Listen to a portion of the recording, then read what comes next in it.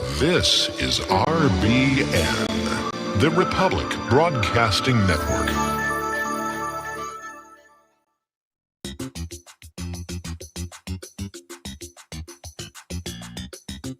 Welcome to the Michael Rivero What Really Happened radio program.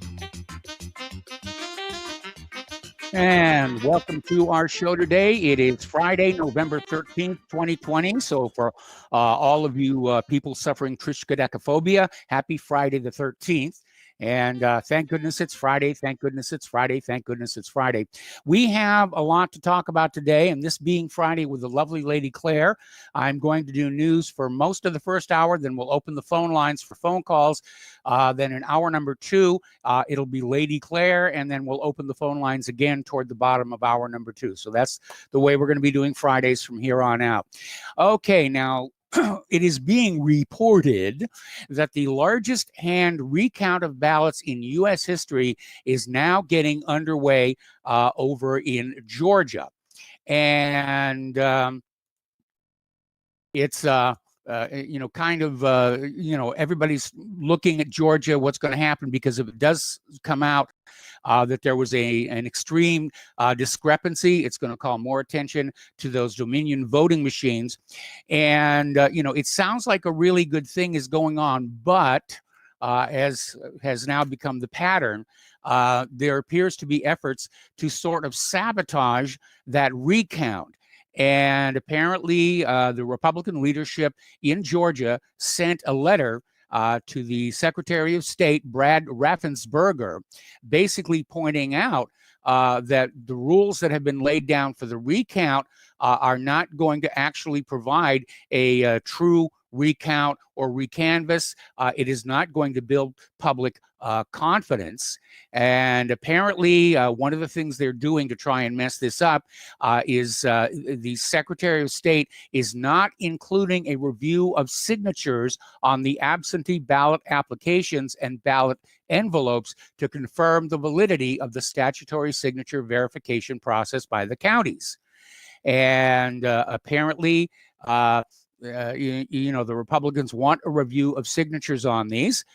Second, the Republicans are saying that despite claims that observers would be allowed to look at the recount, the rules are it's one reviewer for every 10 audit teams. Now, that, of course, is going to make it impossible for that one reviewer to keep an eye on what's going at those 10 separated tables. And so the hand count decisions cannot be reviewed in real time. So they're already trying to, hack the recount in Georgia, and obviously it's an area where people are very, very concerned about what is going on over there. So the PDF of the letter from the Republicans to the Secretary of State of Georgia is linked to whatreallyhappened.com. It's probably something you want to look at, read thoroughly, and probably save as well in your archive, your growing, burgeoning archive of indications of fraud for the election. Over in Michigan, Bloomberg is reporting that a judge has rejected an attempt by two poll challengers to block certification of a Biden win in Detroit. And the judge also denied a request for an audit of the election. And that's been a big, big problem because every time one of these cases goes up before a Democratic judge, an Obama appointee especially, they're simply dismissed out of hands. Now, judges are supposed to be assigned to these cases randomly by a computer system in the court. But one has to wonder if, along with hacking the electronic voting machines, if these court computers are also being hacked to make sure that all of these recount cases are going to judges sympathetic to Biden and his supporters. It's just a suspicion. I don't have any evidence, but it does seem like the Trump campaign and their legal team are running into some troubles there. Now, two Michigan Republican state senators are requesting a full election audit. They're asking the Secretary of State's office for a full recount before the election results can be certified. So they're still out there trying to fight the good fight here. But boy, talk about a stacked deck. This one's stacked so much it makes the Leaning Tower of Pisa look perfectly upright here. Over in Pennsylvania, a judge has ordered the segregated ballots should not be counted. These are the ones that were set aside that came in late. And so they are not going to be counted. Interestingly enough, the corporate media is still insisting that Biden has won Pennsylvania, but Real Clear Politics is saying it's up for grabs now. And if you take that out of Biden's column, then he does not have enough electoral college votes to be the president. There's still a lot of states that are in dispute. A lot of legislatures are still refusing to certify because of all the allegations of election fraud here. Now, Sidney Powell, who was the attorney for Lieutenant General Michael Flynn, and he's now working for the Trump campaign, is basically saying that hundreds of thousands of fraudulent ballots will be discarded, and the ultimate end of this election process will not be to the liking of the Democrats. I hope he's right, because if this election is this openly and blatantly stolen from the American people, it's the end of the republic. We've become, a dictatorship where we go through the motions of the voting. In fact, voting will probably be made mandatory like it is in other dictatorships. And, they'll go through this little theater presentation of having an election and then say, we have decided who the next president is going to be. Now, interestingly enough, the chairman of the U.S. Federal Election Commission, Trey Traynor, says that the 2020 U.S. election is illegitimate due to all of the widespread fraud taking place in the states still counting ballots. And I'm perfectly in agreement with him. And this doesn't matter whether you were for Biden or for Trump. The election is clearly illegitimate. And there may be no remedy to fix it because, as we just saw from that letter from the Republicans to the Secretary of State of Georgia, they're trying to rig the recounts the way they did the election. The only remedy may be a do-over. And that's already been suggested by several officials, that even though it will delay the Electoral College and possibly even the inauguration itself, that we'll have to have a snap election.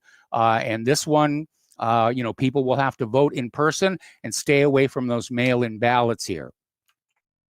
All righty. Now, Senator John Barrasso of Wyoming pointed out it is considered fraud for the Democrats to encourage people to move to Georgia to vote for Democratic senatorial candidates John Ossoff and Reverend Raphael Warnock in the runoff elections and then leave the state. And he came on out and he said it's fraud to have people move to Georgia, register to vote, and then leave. And if people are planning to make it their home, the law is pretty clear. They're eligible to vote. But it sounds like the Democrats are recruiting people. And you just saw Tom Friedman of the New York Times saying, move down and then leave. And clearly that is definitely fraud to do that. All right. Here's an interesting little story. This one came out of the Gateway Pundit. And apparently the Milwaukee elections chief lost an elections flash drive in the morning hours of November 4th. At the same time, Democrats miraculously found 120,000 votes for Joe Biden. And this was after telling the world they were stopping counting overnight, and all of a sudden they picked up these additional ballots for Joe Biden. There was a lot of that going on. We're closing counting for the night, and then all of a sudden in the middle of the night, Joe Biden gets hundreds of thousands of votes here. So here's an article which basically isn't pulling any punches. It's over from Paul Craig Roberts via UNS.com, and he just states flat out, the Democrats have stolen the presidential election. And he basically says in the months before the election, the Democrats used the COVID pandemic to put in place voting by mail. And the argument was used that people who safely go to supermarkets and restaurants would catch COVID-19 and die curled up in agony on the floor if they dared stand in a voting line. And never before used on a large scale, voting by mail is subject to massive vote fraud. And like I mentioned the other day, during Abraham Lincoln's reelection, he was the victim of mail-in ballot election fraud. It didn't work. He won his second term. Anyway, there are many credible reports of organized vote fraud committed by Democrats. And the only question is whether the Republican establishment is going to continue to support Donald Trump or if they're going to abandon him, which unfortunately, given the nature of politicians, is entirely possible here. Now, we were talking the other day about how elections are being counted and tallied by foreign companies. Apparently, Dominion comes out of Canada, according to one report, and there is a company called Skytel over in Spain. It's a Spanish company. They're also bankrupt at the moment. And apparently, this is another dubious company that was contracted to count ballots. Now, I'm an America First kind of guy here, and I think our ballots should be counted in the open here in the United States of America. And again, I've got an article up at the top of whatreallyhappened.com, right underneath my hopelessly outdated portrait, on how to have honest elections. And if you haven't read it, you really do need to take a look at that. And it's getting ugly out there because one of the law firms representing the Trump campaign's efforts to challenge the Pennsylvania election has quit. They're withdrawing from the cases. And according to Bloomberg, it was one of two law firms targeted by the Lincoln Project, which is a group of never Trump Republicans devoted to removing Trump from office. And apparently Tuesday, the group encouraged people to start targeting individual employees of Porter Wright and another law firm, Jones Day, and ask them how they can work for an organization trying to overturn the will of the people. So cancel culture is at work, and these lawyers are receiving threats. Some of them have been doxxed. It's thuggery. It's political thuggery. It's brown shirt tactics out there. Okay, another article, this one out of revolver.news. And it basically points out that if an election is determined to be stolen, the state legislatures can restore the will of the people. They can basically say that even though Biden was named the winner of this state, we have discovered enough election fraud where we award the state to Donald Trump. Every state legislature can do that. And they make an interesting comment in this article that the sheer intensity of the campaign to get rid of Trump is proof that Trump should not concede. He should not give up, just keep fighting the battle until the battle is done. But it does look like the Democrats are going to use every tactic they can think of. It's going to get dirtier and dirtier. I would not be surprised if there was some wet work in the offing. All righty. Now then, we were talking about tomorrow's gathering in Washington, D.C., the March for Trump. It starts at noon at Freedom Plaza and goes up to the Supreme Court. It turns out there are also marches in Arizona and Pennsylvania, Georgia, Nevada, Michigan, North Carolina, and Wisconsin. And there's a little window that you can type your zip code into and find the closest protest near you because they're still being organized. So basically, this is over at the Stop the Steal website. And during the next commercial break, I'll make sure that March for Trump gets put up to the top of the main page so you can find it very easily. But get out there and be seen. Absolutely. Getting on to less election-linked politics here, a top aide to Biden's transition team once helped steer $3 million in taxpayer dollars to a Hunter Biden-linked venture capital firm. And Bloomberg reported that Don Graves, who's a high-ranking executive at Key Bank, has been tasked to advise Biden on financial regulation issues during the transition process. I think we can all guess what a high-ranking banking executive is going to say. We don't need any more regulation. We're perfectly capable of running ourselves in an honest and fair and responsible manner. And if you believe that, I have some of Saddam Hussein's nuclear weapons to sell you. Anyway, Graves worked for Biden during the Obama administration. He's a longtime fixture in the Biden family orbit, if you will, and apparently benefited Hunter Biden's business interests on at least this one occasion, possibly more.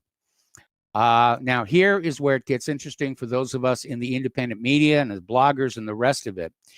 There is a Biden aide who is out there, Bill Russo. He's a deputy communications director on Biden's campaign press team, is basically saying that social media is shredding the fabric of our democracy by allowing views critical of the government and pointing out election fraud to be shared freely. So they're basically talking about greater internet. And here's where social media is going to find out that there's very little loyalty for supporting Biden, because they're specifically picking out Facebook as an example of things that are being done wrong in social media.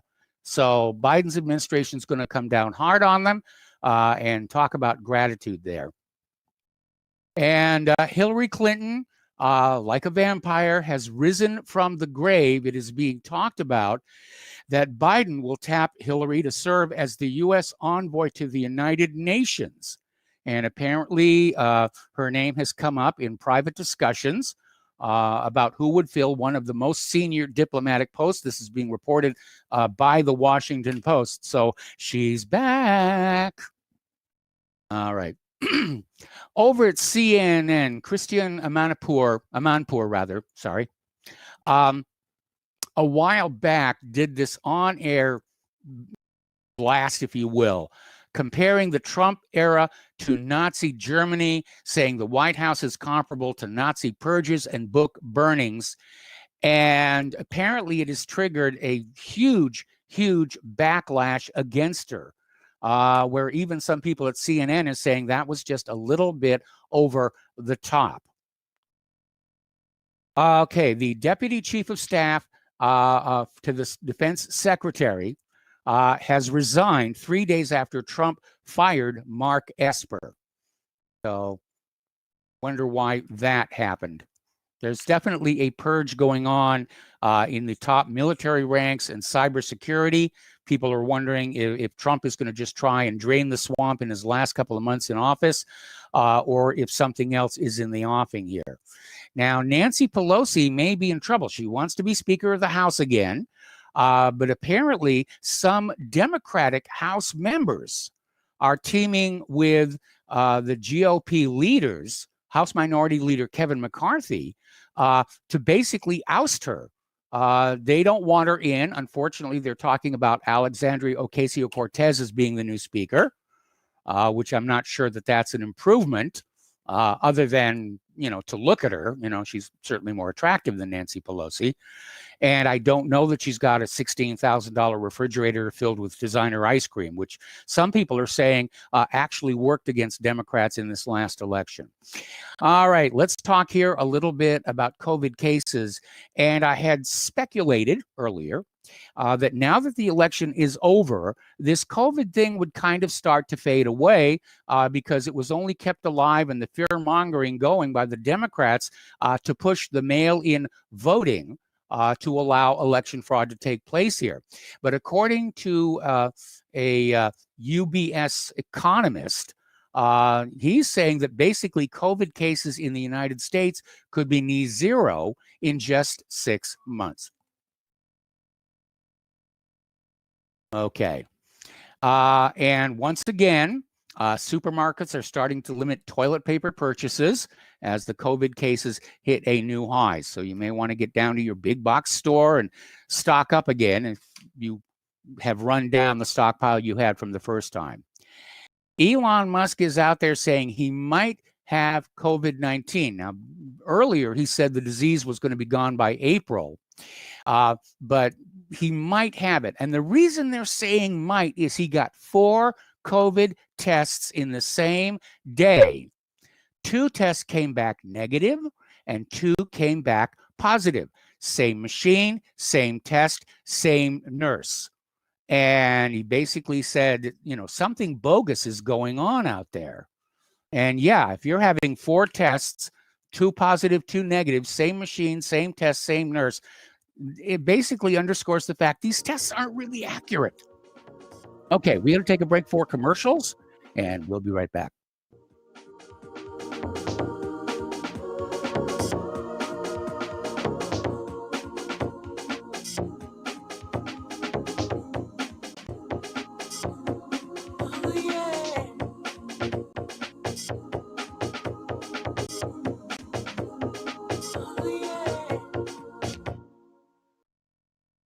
Is your property a financial burden and causing you grief? Have you tried to sell but can't find buyers?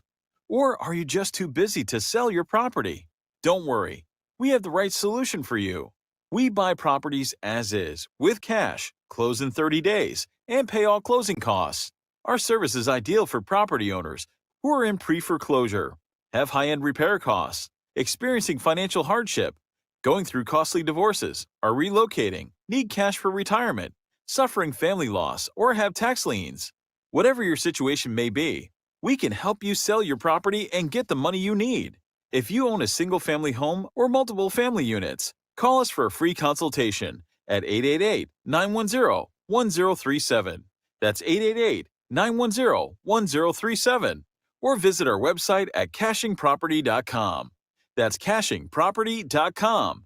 Sell your property fast and leave all your worries behind. Folks, we're living in a world the likes of which we've never perceived any clearer than we do now. The plan for global governance has been in the works for generations and would have likely been achieved by now, but for the fact that the globalists left open their Achilles heel. With all their tools, Federal Reserve System, fiat currency, no child left behind, and then Common Core education introduced to our schools to dumb us down, vaccines, pharmaceuticals to lobotomize us, GMO foods, insertion of compromised or bought and paid for politicians, judges, mainstream media propaganda, all pieced together like a puzzle designed to ultimately bring the world under submission. But with all their strategy, they forgot one thing: knowledge. And knowledge is power. With knowledge, their bombardment is nullified. Folks, with that, as brilliant and knowledgeable as you've become, among the wisest audience of any radio audience in the world, and you are, I want you to take a moment to reflect and ask yourself, how much of that knowledge did I obtain from Republic Broadcasting Network? How high has my consciousness been raised since I've been a listener? How fast am I now able to discriminate truth from fake news by being a Republic Broadcasting listener?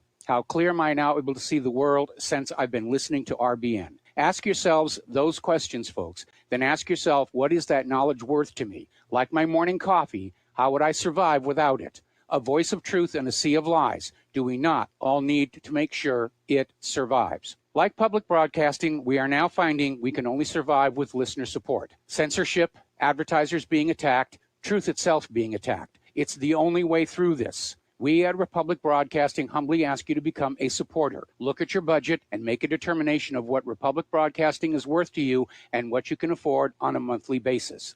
Go to republicbroadcasting.org and pledge 20, 30, 40, 50, if possible, 100 a month or more if it's affordable. Click the donate button and become a regular monthly donor. Assure both us and yourself that Republic Broadcasting truth will continue to flow like that morning coffee. The network thanks you. Born in the city with a silver spoon, great-grandson of the oil tycoon, raised by wolves, thinks he owns the moon, socialist banker to the one world goons, Davy Rockefeller, chairman of the CFR.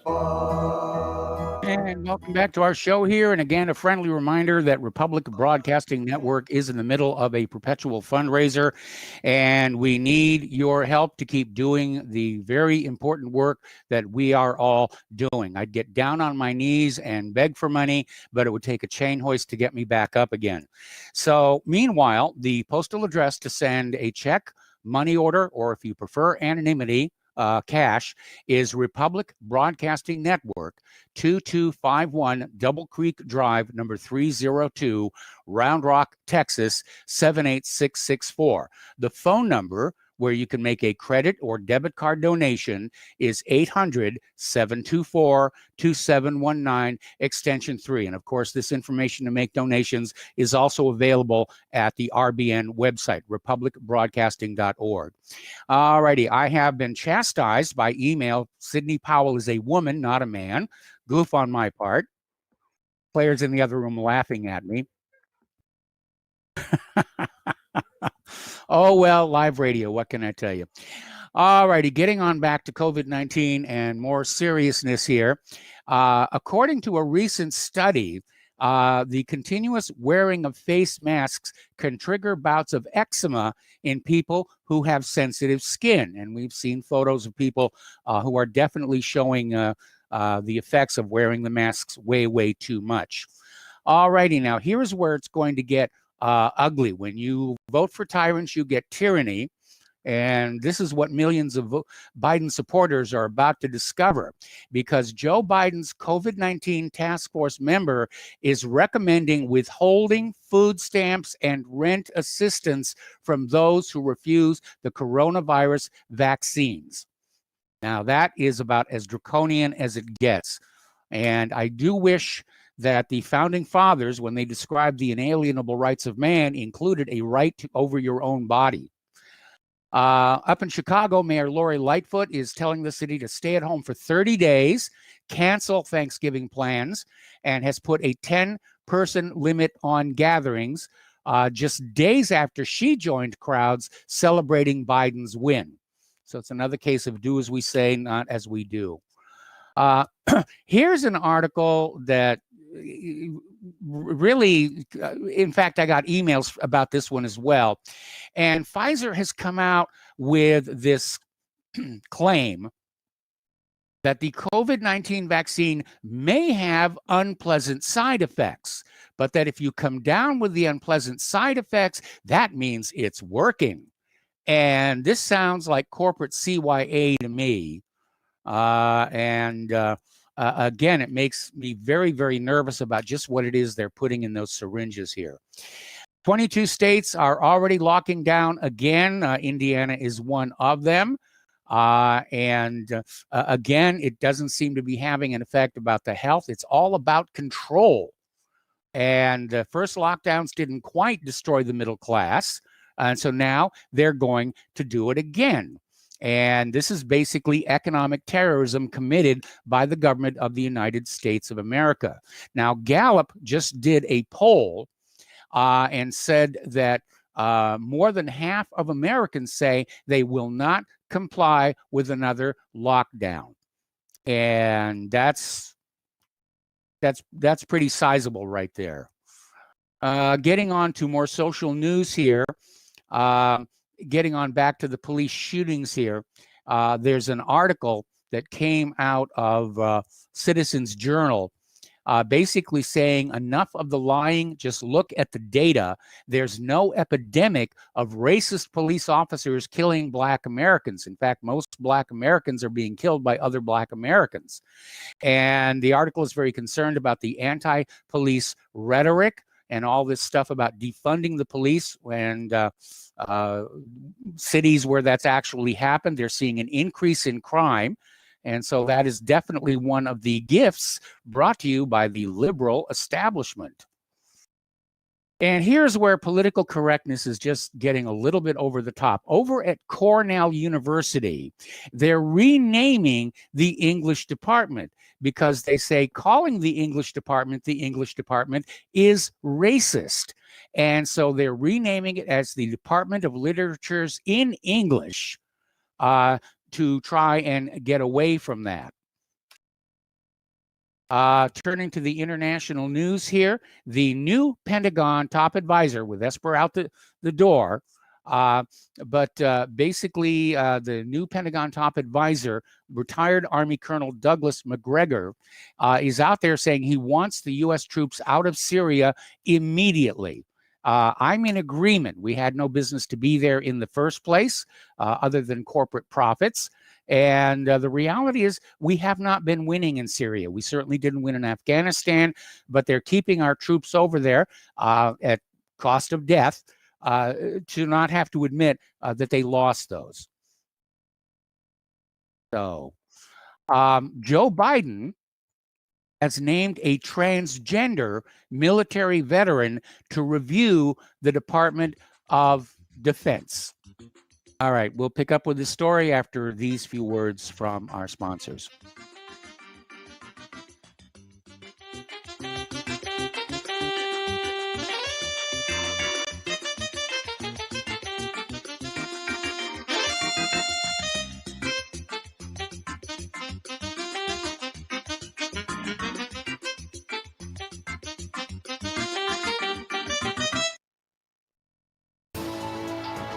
You are tuned in to the Republic Broadcasting Network.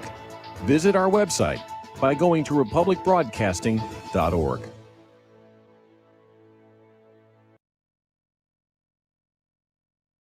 Homeowners, are you in foreclosure, expecting to be served with a foreclosure lawsuit, or suspect your lender has coerced you into an illegal mortgage transaction?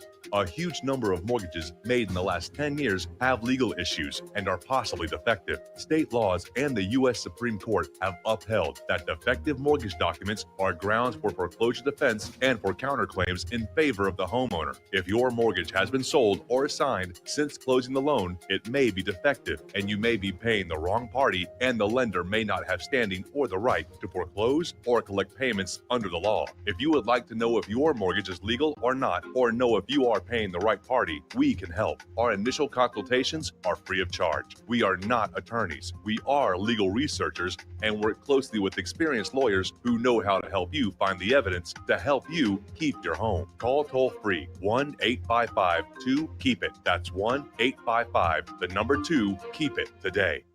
Here at Republic Broadcasting Network, we have been building our online store. Well, we have been focusing on bringing you the best talk show host in the country. Here at Republic Broadcasting Network, we also want our listeners to have products they can use every day and in times of emergency. We have added new products each week to our store. Your support of this network, plus products at the best prices, is a win-win situation. Check out our new store. Go to our website, republicbroadcasting.org, and click on the online store located at the top of our website. Together, we can continue to grow RBN and help our listeners prepare for the future. Go to republicbroadcasting.org and click on our online store or call us. 800-724-2719 extension 3. 800-724-2719 extension 3. So, you love talk radio? Then you'll love TalkStreamLive.com. TalkStream Live is always on, 24/7, with the best streaming talk shows. Find your favorite talkers and discover some new ones. It's free, readily available online or on mobile with any smartphone or tablet. Finding your favorite talk shows all in one place has gotten a whole lot easier. Just go to TalkStreamLive.com. Be sure to download the free apps from Google Play or the iTunes App Store. The Republic Broadcasting Network late-night premiere show of Red Pill Hardcore is hosted by activists that want to hear from you, the listeners. So that you can get involved in the activism, please call in at 800-313-9443 at 10 p.m. to enter the discussion. To book yourself as a guest, call our studio at 202-657-5715 or contact RBN staff. Remember, keep it real and take the Red Pill. Some are maxed out all their credit cards. Some are working 2 jobs and living in cars. Minimum wage won't pay for a roof, won't pay for a drink. If you gotta have proof, just try it yourself, Mr. CEO. See how far $5.15 an hour will go. Take a part-time job at one of your stores. I bet you can't make it here anymore. Welcome back to our show here. And to finish up this last story, a former official from the Obama administration, Sean Skelly, has joined Biden's presidential transition team as an agency reviewer for the Department of Defense. And Skelly is a man living as a woman, and I'm sure is going to run into some difficulties over there. It occurs to me that the Democrats count votes the way they count genders. And that may explain a lot of what's going on here. All right, we're going to go ahead and open up the phone lines, area code 512-248-8252. And we're going to start with David in Boston. Hello, David. Welcome to the show. What's on your mind today? Oh, hi, Michael. I'm kind of surprised you were able to come to me first. But anyways, you can hear me okay, right? Yes, you're on the air. Okay. First off, Mike, I have a hunch, Jim from New York. I have a feeling that angry white man, when he went through all your best callers, Mike, all your nicest callers. Of course, he didn't mention Miles or Tom from Florida, but all your nicest callers, he excoriated. And one of the victims of his call was, and I don't know if you've noticed this, but I think he really hurt Jim's feelings from New York, and I think Jim's feelings are hurt that you didn't, and Layla calls you out on this, Mike. I'm not trying to bust your chops about this, but I have a feeling Jim felt like he didn't come to his defense against that angry white man. But have you noticed that Jim from New York hasn't been calling in? And if he can hear me, Jim, we love you. You sound like I used to live in New York City, drive the cab and everything. You sound like one of the nicest guys. Yeah, hey, with all due respect, Mike, and to Jim, he kind of reminds me of in the police show Barney Miller, that was based on the 6th precinct in New York City. Remember the character that played Fish, Vagoda? What was it, Joe Vagoda? Yeah, in Jim's voice, he's very phlegmatic, like Fish and everything. But Fish was a very lovable character. But Jim, if you can hear me, I hope you do resume calling in. Jim's near and dear to my heart, Mike, because he supported that me voting my conscience. He supported everyone. Just respect people who vote their conscience and everything, Mm-hmm. So anyways, the other thing I was going to say, Mike, I heard Tom's call yesterday. I didn't call in, but he's still on the case of white New England woman and white Vermont. Yeah, I noticed that. He doesn't want to let that go. Yeah, so let me finish here, Mike, now, because another thing he did, he was bashing Bernie Sanders as an evil communist Jew and everything. But what is so ironic, the very things that have plagued President Trump's presidency, that he's a Hitlerian figure, that he's an anti-Semitic Hitlerite, that he's a Hitler, and that he's also a misogynist, and he's very abusive to women, and specifically white women and everything. The very what baggage for President Trump to have, Tom. But you know what, Mike? I found out yesterday, and it's something that I knew. That he's not a Southerner. I knew he wasn't a Southerner, and come to find out he's from Cali. His roots are in California. And you know why I knew he wasn't a Southerner, Mike? Because I lived up in Alaska when they were building the Great Alaska Pipeline, and everybody all over the country came up to Alaska. It was almost like when they struck gold in the Klondike. Everybody wanted to land one of those really great jobs, and they were high-paying jobs. They were great jobs. With Atlantic Richfield and all the oil companies, and so anyways, I met a lot of Southerners. But strangely enough, I met a lot of Southerners when I lived in Alaska. I haven't spent time down south, but I met a lot of, and I used to drink back in those days. So I used to drink with Southerners and everything. But the reason I mention that, Mike, Southern men are as respectful as anything of women. They always say, ma'am, yes, ma'am, and no, ma'am, and thank you, ma'am, and it's ma'am this and ma'am that. They're not like Tom at all, being mean and offensive to white women. Southern gentlemen are, and it's not just their Southern belles that they're polite to. Just these northern women up in Alaska, they were polite to all women, and so Tom doesn't. He's from Florida down south now, but I knew his roots weren't Southern. And sure enough, he's from the Fruit, Nuts, and Flakes, the cereal state there. And I think with Tom, it might be all of the above. And the last thing I'll say, Mike, is Tom, when you point the finger, the condemnatory finger at white women, you've got 3 fingers pointing back at yourself. And you know what those 3 fingers are saying, Tom? They're saying that you're a white woman. I'm not sure I follow the logic on that one, but fair enough. Well, yeah, no, Mike, if you are what you point the finger at. So if he's pointing the condemnatory finger at white woman, he's got 3 fingers pointing back at himself. And a little humor, Mike, that he must be a white woman if he's Mike, the other last thing, if I can say one last thing now. Just one last thing, because the phone lines are full. Yeah, Mike, this is what I want to get out. Normally, I wouldn't mention this, Mike, but I've been under such attack. Mike, do you know, I listen to all of the public broadcasting shows. I listen to Alex Jones. I listen to all the shows here in Boston, Jeff Cooner in the morning, and some of Howie Carr. genocide, Michael Savage, and I really stay on top of talk radio, and I think one of the reasons I'm really resented, Mike, I have to honestly say, have you ever heard the terms political acumen? I know you have political acumen and political perspicacity. It's acumen. You're putting the emphasis on the wrong syllable. Yeah. What did I put on the wrong syllable? It's pronounced acumen. Well, that's what I said, right? Acumen? No. Okay. Yeah, acumen. Didn't I say acumen? Political acumen? But anyways, Mike. It doesn't matter. Please continue. Please wrap up. Yeah, Miles challenged my mental health, but to have political acumen and political, you have to have tip-top mental health. And Mike, I have to honestly tell you, and normally I wouldn't do this, but I'm under such attack.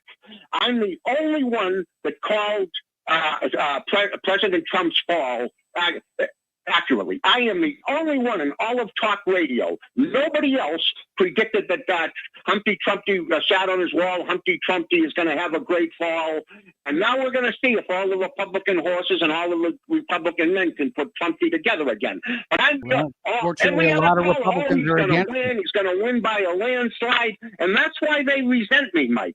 That's why because I was right and they were wrong. Okay?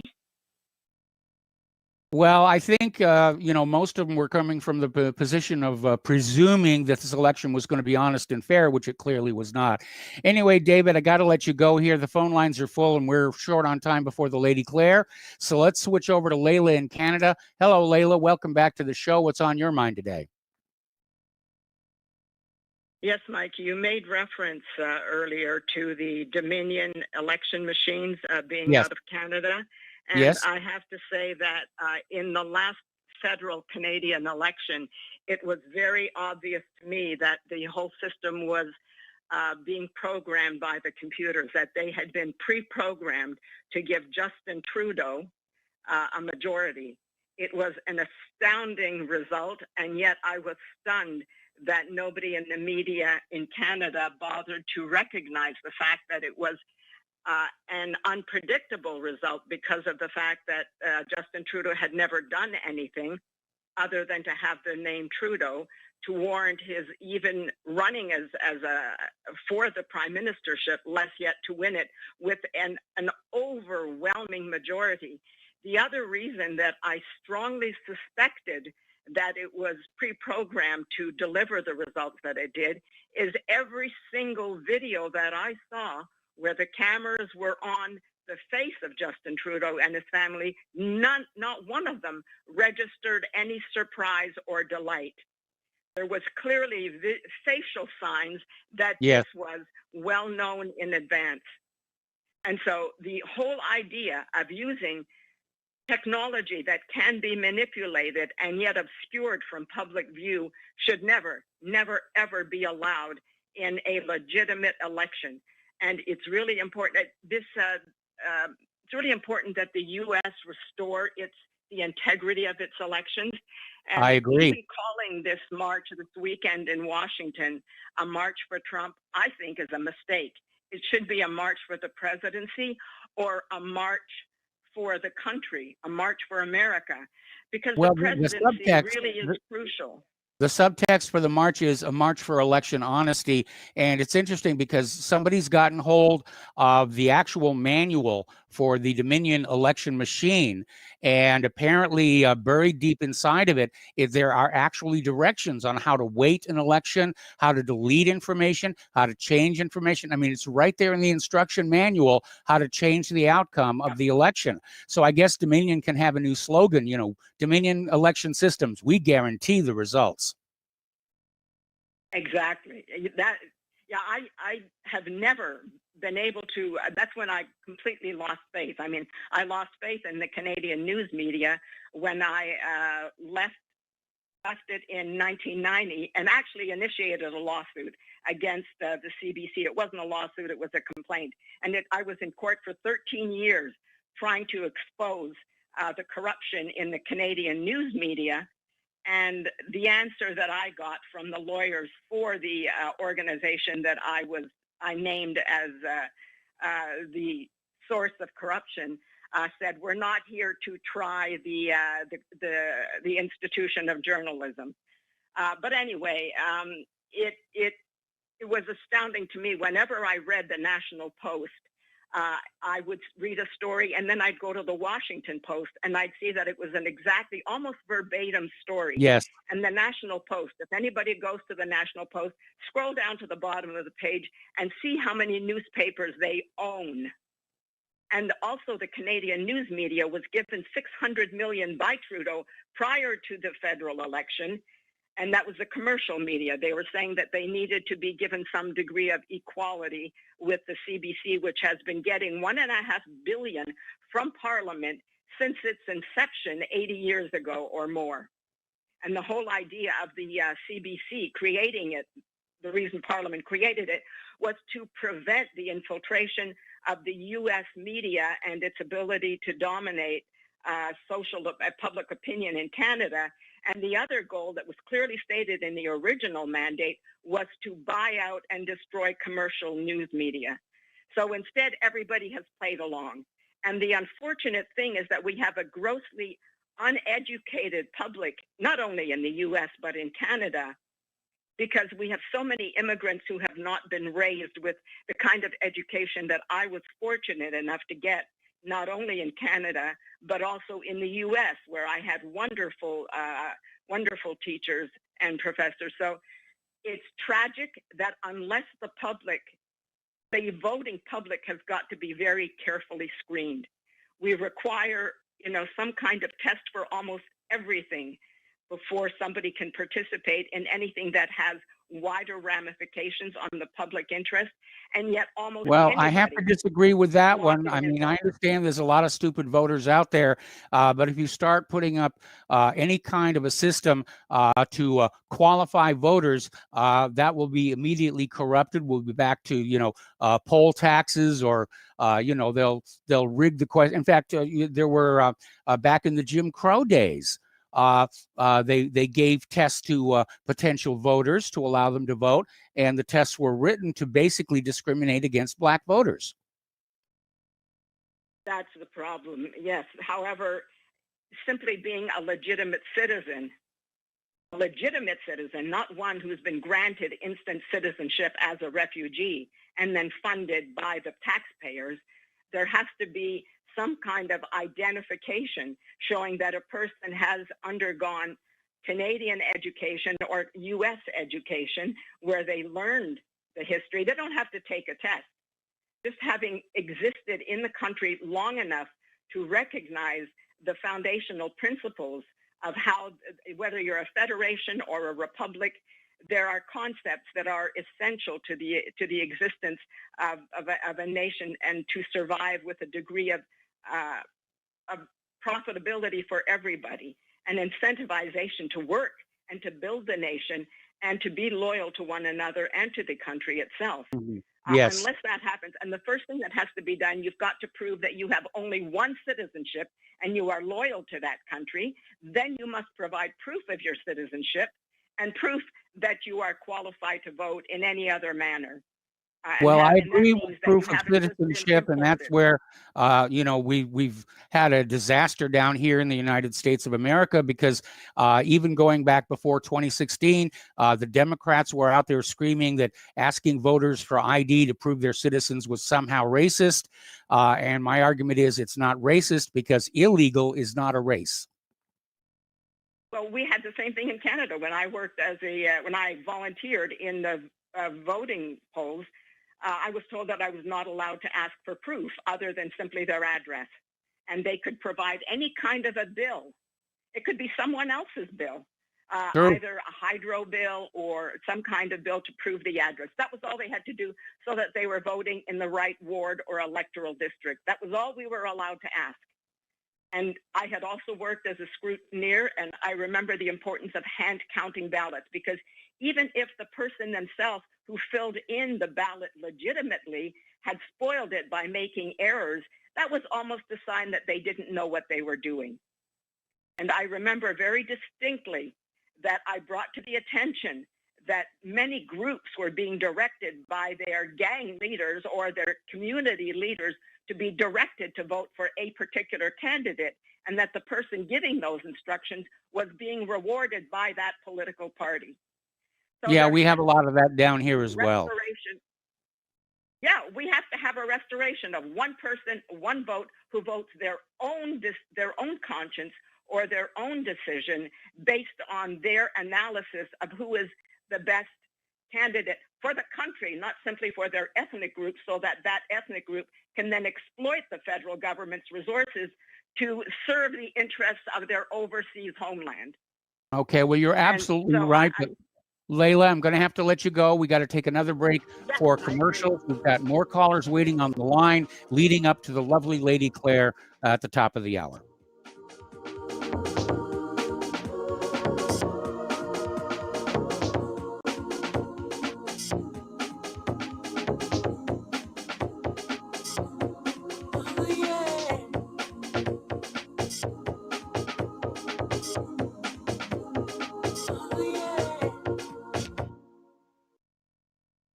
Homeowners, if your lender has gone out of business or sold your transaction to another lender or servicer, you may be the victim of a wrongful foreclosure, resulting in the loss of your home. If you've already lost your home, are in foreclosure, or even in good standing, you can challenge the mortgage transaction's illegal issue, and your property can be restored to you, and your foreclosure can be stopped or reversed, and the mortgage transaction declared unenforceable. State laws, U.S. title codes, the Uniform Commercial Codes, and U.S. Supreme Court rulings have upheld that defective mortgage documentations can reverse or stop foreclosures and enforce property title claims in favor of the homeowner. We are having successes in stopping the process of foreclosure, the enforcement of the foreclosure judgments, the sale of property, and evictions after the sale. We are not attorneys, and we don't give legal advice. We are a professional team of legal researchers, providing forensic mortgage audits and expert witnesses. We have the knowledge to produce the evidence and enforce laws regarding your legal issues. We've been in business for 12 years without a complaint. Consultations are free, and we provide a free title search to confirm if your mortgage has legal defects. Please call 855-253-3748. 855, keep it today. Hello, I'm Dr. Leonard Horowitz. I was right 30 years ago in warning the world about threatening lab virus outbreaks, AIDS, and Ebola.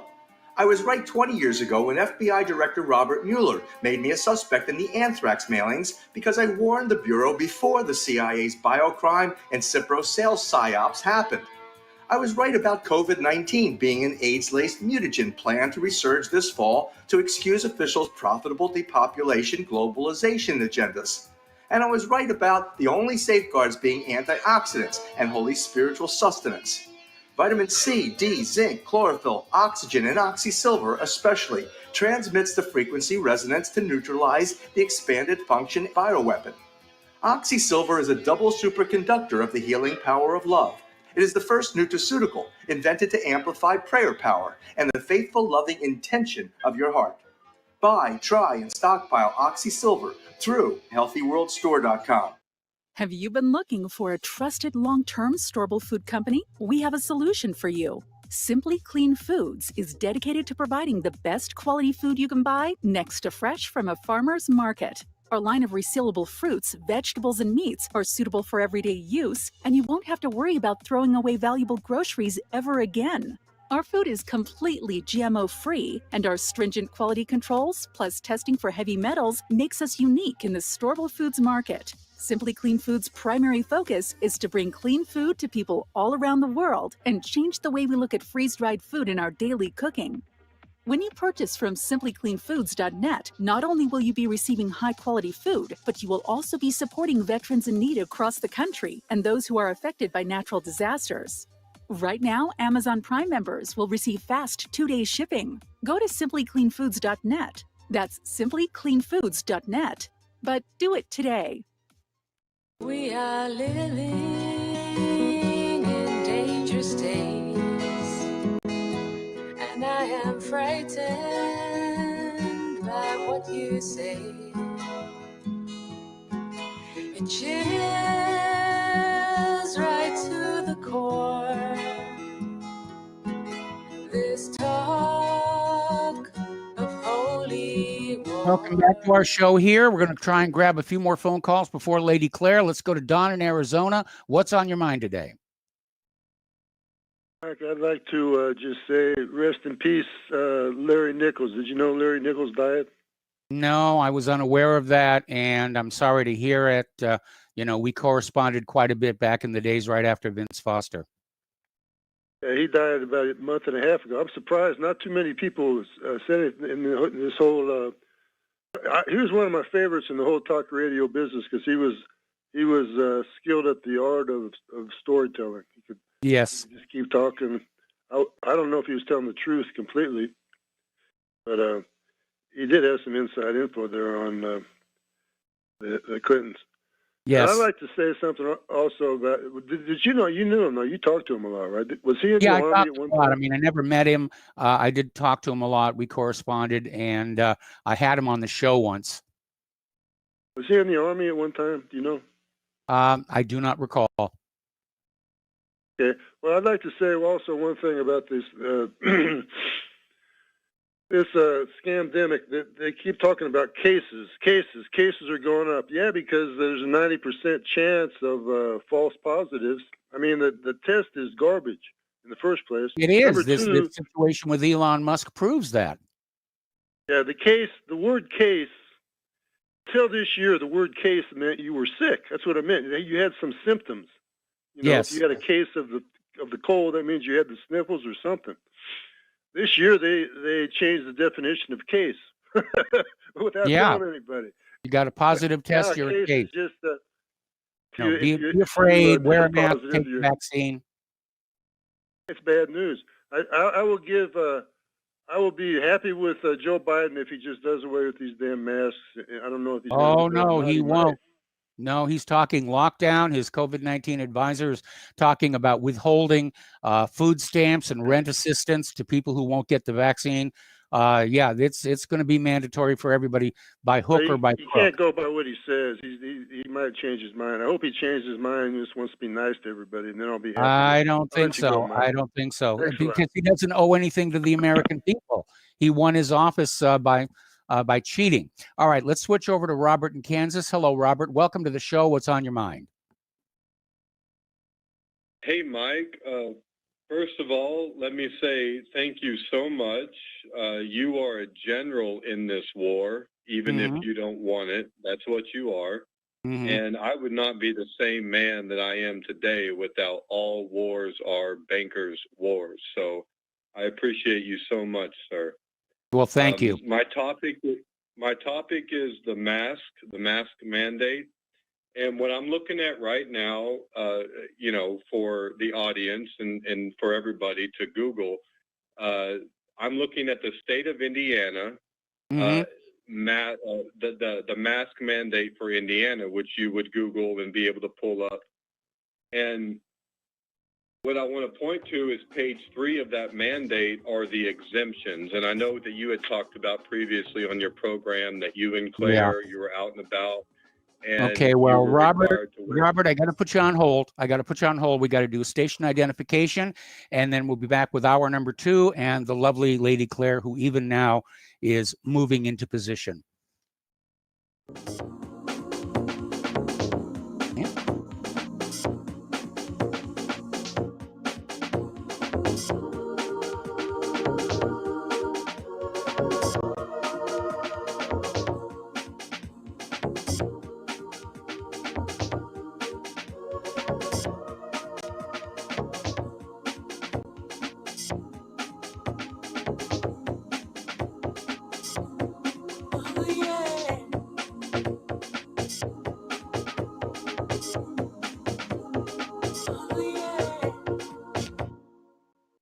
Homeowners, are you in foreclosure, expecting to be served with a foreclosure lawsuit, or suspect your lender has coerced you into an illegal mortgage transaction? A huge number of mortgages made in the last 10 years have legal issues and are possibly defective. State laws and the U.S. Supreme Court have upheld that defective mortgage documents are grounds for foreclosure defense and for counterclaims in favor of the homeowner. If your mortgage has been sold or assigned since closing the loan, it may be defective and you may be paying the wrong party, and the lender may not have standing or the right to foreclose or collect payments under the law. If you would like to know if your mortgage is legal or not, or know if you are paying the right party, we can help. Our initial consultations are free of charge. We are not attorneys. We are legal researchers and work closely with experienced lawyers who know how to help you find the evidence to help you keep your home. Call toll-free 1-855-2-KEEP-IT. That's 1-855-2-KEEP-IT today. You're listening to the Republic Broadcasting Network, because you can handle the truth.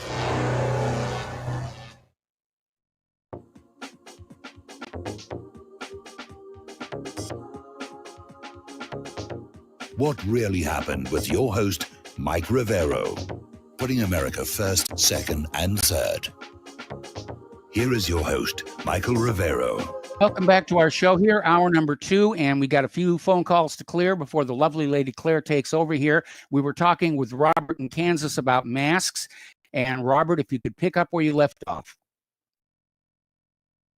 Yes, sir. Thank you, Michael. And I see Claire there with you, and I love you, my Christian sister. I tell you what. So, Michael, my topic was the mask and everything having to do with that. And I'm looking at the Indiana mask mandate PDF, and I encourage all the audience to Google your local, your state mandate and read those rules. And so what I want to say on the program is that you don't actually have to wear the mask. If you download this PDF, you print it out, you bring it with you to the store, and you explain to them that you qualify for one of these exemptions, which is in every single mandate, because these mandates are written by lawyers, and lawyers want to avoid a few things, right? And that's tort to liability and negative press. So if you research this information and get it with you, you can go to these stores and say that you have whatever exemption that you have, and you can go about your life in a regular way. And this is supported by all the corporations who have sufficient legal counsel, and also the mandate by which they say they follow. So the idea that you have to wear a mask is not necessarily true if you qualify for one of these exemptions. Now, am I saying that you technically have a medical exemption or you have one of these others that are on the mandate? I'm not saying that you do. At the same time, it is absolutely allowable that you walk around or you go to the store, you do whatever you do in your life to not wear a mask over your face. So I hope that people will start to research that, look into it, and move beyond this scam in which, you know, Michael, the macro death rate has not changed. And I know you're a smart guy. You can do the math. And that it hasn't changed. There is no pandemic. And so people need to look into this information, arm themselves with what the law says. And there are exemptions for you if you just choose to say, yes, I have a medical condition or a mental condition or this condition or that. There's all sorts I definitely of qualify under the exemptions mental that you can condition apply. exemption. Yes, Michael, but that's my point of the conversation, and just look into it and be able to use the same writings that they put out against them, because you are not actually required to wear a mask anywhere if you're able to take this information with you and assert yourself as a free man in the world. By the way, I know Claire's with you. I want to mention Corinthians 11:7, which it states plainly that a man covers his face is a sinful man. And so I know I did not know that. I'm appealing to religion, but that's what it says. If you cover your face as a man, you're not abiding by what the Bible says. So thank you so much, Michael, and I'll let you go. Well, thank you very much for that. We're going to switch over real quickly to Peter in Los Angeles. Hello, Peter. Welcome to the show. What's on your mind? Hi, Mike. I'm just calling in to talk about what the chairman of the Joint Chiefs of Staff, Army 4-star Milley, said. Yes. That he was not going to get involved with the election. I'm looking at the tape running below, a news show right now, saying that dozens of Secret Service people have come down with COVID and are off. So they're either under strength or in turmoil in the Secret Service. And I'm hoping, I'm not so sure that the military it's Milley's job to shut up, the American tradition of the military not being involved in politics, to shut the hell up. Well, this isn't politics, this is security, and I think it would be perfectly appropriate if the Secret Service Protective Detail is suffering a manpower shortage due to COVID-19. I think it's perfectly appropriate for a military security force to be put around the White House at this point. Yeah, except that he's the guy that wouldn't back him up when they actually had to evacuate the White House in June or July, and he would not send federal, regular troops. Okay. So, they're not behind the guy. He wants to pull out of Syria. He didn't want to go to a war. He didn't want any of Israel's wars that the military-industrial complex wants. Well, good for him. So, I'm talking about, Trump doesn't want that. So they don't like him. By the way, he called them out a couple months ago saying they're beating the drum for wars. Do you remember that? Oh, yeah, and it was very obvious. I mean, we can hear the war drums, all over the place. We're pushing toward a war with China, possibly one with Russia. We're clearly on the path to World War III, and I think we're going to lose this one. I believe we are too, Mike. But I would tell you that we can't. I've said it before. Trump can't rely on any institution whatsoever, including the RNC, which isn't really even coming down four square behind him on the vote count fraud.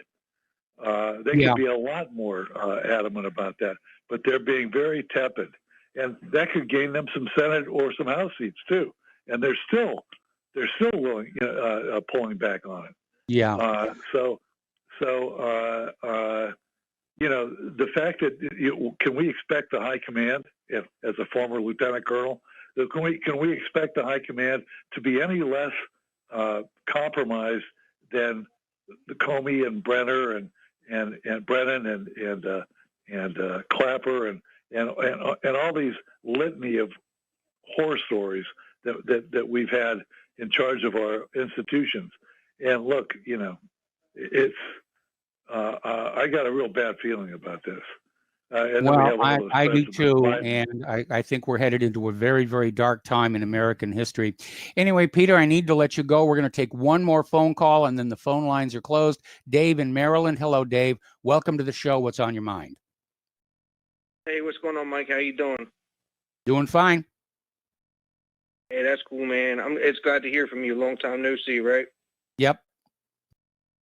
Yeah, I was thinking about remember the explosion in Lebanon? Which one? The barracks in Beirut? Or are you talking about the one down at the port? The port explosion, yes. Yeah, the port explosion where remember how it was like a Russian boat captain that had parked all that ammonium nitrate there. Well, I was not aware of that aspect of it. I do know that there was a lot of ammonium nitrate stored in a warehouse there. Not a smart thing to do, and that's what led to the explosion. Yeah, I'm talking about the captain of the boat that parked it there. He was Russian. Do you remember that? No, I don't. That was the whole thing, that he was supposed to be held for, he was there, like they parked the ammonium nitrate there for years and years and years, and the boat captain, the Russian boat captain, he was supposed to be locked up the whole time. But supposedly they can't find out where he's at now. Nobody knows anything about him. Okay. Well, apparently they did confiscate the ship. So, maybe the guy made his escape, or maybe he's, on the wrong side of the dirt somewhere. No, I'm saying that's oh yeah, right. No, that's one of those follow-up things, that you think about, because remember that was a big thing, right? And the Russian boat captain, he was Russian, and it had been parked there for years and years and years and years, and then now he's gone. He's gone now. Like nobody knows where he was, Or maybe you can help me out. Because that's why I was, I wanted to ask you about that. If you knew anything about that, like if he. No, I don't. Any updates? Oh, okay. Yeah, and then my original call was about the Russian troops in Armenia now. Yes. Well, they're not really in Armenia per se. They're along the line of contact, And I can imagine that the Armenians are not very happy with the Russians right now, since it's obvious that Azerbaijan has come out ahead in this peace deal. Yeah, but what I'm saying is, though, I want to ask your opinion about how now that there's going to be Russian troops there on the soil, like on the border, how is that even like, it's almost like it's Syria 2.0, you know, like it's starting to look like it, yes. Turkey again. You know, because if you look at Syria today, it's all it is it's Russian troops patrolling with Turkey, which is Turkey's NATO. So that's NATO, right? Yeah. They're patrolling all over Syria, you know. So now, if you go over to Armenia, I mean, like you said, the disputed borderlines, all of a sudden, Putin's showing up again, right? All his planes, like I watched the videos, he got his helicopters are rolling in, you know, they got all their armored vehicles, they're rolling down, they're ready to get their, you know, and then I guarantee you that Turkey's probably going to show up next. You know, it and may that's well NATO. happen. I mean, it's So, still a hot spot, even with the peace deal. And of course, if you look at the failure of the 3 previous ceasefires, it's very tenuous at best. Anyway, listen, Dave, I need to let you go. We're going to close the phone lines. Well, sorry about that, but it's time for the lovely Lady Claire. So, Lady Claire, take it away. Well, thank you, Michael. I know basically I was going to let you handle issues about the U.S. election, but this was one statement that was a bridge too far from me, from our former president, Barack Obama. Yes. And what he is saying is that he is warning that Trump's election fraud claims put U.S. democracy on a dangerous path, and that there was a large portion of the U.S. which was spooked by having a black man as president. Just from the guy who won with such a huge margin. Yeah, I know. Hello. In one clip, Obama, who was famously reticent about his successor for a while after Trump won, accused his successor of putting democracy on a dangerous path with his baseless election fraud claims. Obama said the whole story was the result of Republican leaders who clearly knew better, kowtowing to a volatile president who doesn't like to lose. Well, I think anybody at that level of politics doesn't like to lose. I don't like to lose. No, I'm not even in politics here. I know. But I have a comment here. But I have one comment before that. And, go ahead. You know, Obama is definitely, sucking up to Biden right now with the news that Obama may be our ambassador to Great Britain. Ah, okay. All right. Yeah. Little insight there. Yeah, Anyway, your comment would be? My comment or my question would be, Barack, Mr. President, we never talk anymore. Well, we didn't talk while you were president. But let me tell you something about what spooked me with your being president. Now, I would like to tell you, Mr. President, I graduated from Cal State Dominguez Hills, class of 72. You know smack dab where that is, all right? It was a rainbow school. It was the most wonderful educational experience I could have ever had in the world, and I'm really grateful I had it, because people around me, some of them looked like me, some of them looked like any ethnicity or combinations of ethnicity you could imagine. It was wonderful. I loved it. Now, what spooked me about your president was not your being black. What spooked me about your president was the ways in which some of your past just kind of disappeared, like school transcripts went away and information about various international trips you took went away. And what spooked me was that and your politics, because a lot of people felt that you were not taking care of America first. I was one of them. Yes. And I say this logically. I say this factually. You are very close to a lot of the very elites in the world. And through your 2 terms, you were able to position yourself to be that person. Great. But I don't feel that a lot of your domestic or international policy decisions favored the guys who were the working class. Okay? And you call it flyover country, the rust bucket of this country. Let me tell you something, Mr. President. Those people did not want to lose their jobs when all of a sudden outsourcing was the big thing and people who got left high and dry, well, sorry, You've lost something you've done for 25 years, retool, relearn. Mr. President, that was very painful for a lot of people. That spooked me. It never spooked me that you were a Black American. Okay? Yes. Never. And I consider that an insult. Now, I'd like to bop over to the UK because apparently the UK PM has met with Bill Gates to discuss implementing a global vaccine program. Now, I want to start this out with telling everyone who listens, I'm not an anti-vaxxer. When Mike was deadly ill with pneumonia, and I was living on Oahu with him at that time, and I called my sister-in-law, who's an NP, and a very sharp woman, and I said, this is what he's had. What do I do to help keep him safe once he gets home? And she said, Claire, take a Pneumovax shot. I got one from an NP at our local pharmacy. Yep. So I'm not an anti-vaxxer, but this is very interesting, and Gates positioning himself is very interesting.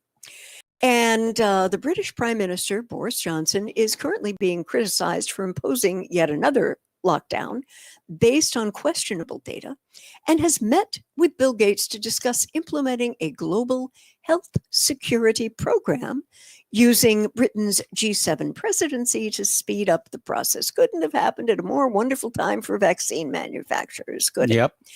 Every CEO has agreed to commit to providing fair access across the globe to the vaccine when it's ready. Now, Johnson said that the opportunity the G7 presidency in 2021 affords Britain will allow the nation to spearhead a global health plan developed by, wait for it, the Bill and Melinda Gates Foundation in partnership with the Wellcome Trust.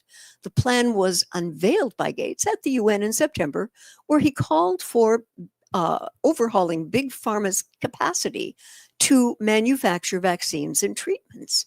Now, Johnson treated this like it was the best thing since cornflakes and hailed the effort as a new era of collaboration for problem solving and pandemic preparedness, adding that it will be a truly global endeavor. Now, the Prime Minister said that the world leaders should have heeded Gates' warnings years ago and must, notice the accentuation, must now work with his foundation to prevent something like COVID-19 ever happening again. Oh, really? Let's do the due diligence here about what Gates' financial stake is in rushing toward a vaccine. Now, folks, there are protocols. There is time that needs to be taken. And every time I hear the word fast track yes, and vaccine together, that concerns me. Now, we have the following story from The Nation from just last month.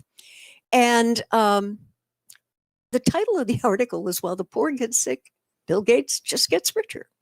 The billionaire's pandemic investments, like much of his work, remains a secret.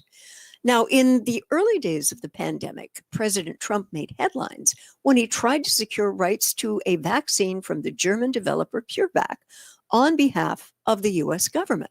Now, this brought up a lot of questions about equity and justice, and should the United States get priority access to COVID vaccine just because we are the world's wealthiest nation?